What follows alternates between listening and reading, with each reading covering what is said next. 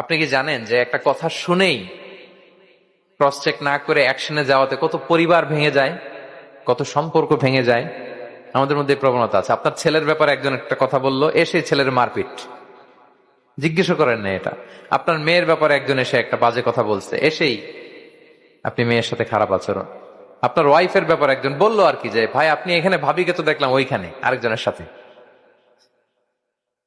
আপনি এসেই আপনার স্ত্রীর উপর চড়াও অথবা গায়ে হাত তুললেন। তো হতে পারে যে ওই ওই ভদ্রলোক অন্য কোনো মহিলাকে দেখেছে যে দেখতে আপনার স্ত্রীর মতো, এরকম হতে পারে কি পারে না বলেন? তো এই যে আপনি ক্রস চেক না করে, ভেরিফাই না করে যে অ্যাকশনে গেলেন, এতে সমস্যা হবে না সমাজে? পরিবার ভাঙে, সমাজে সম্পর্ক নষ্ট হয়, কলহ বাঁধে।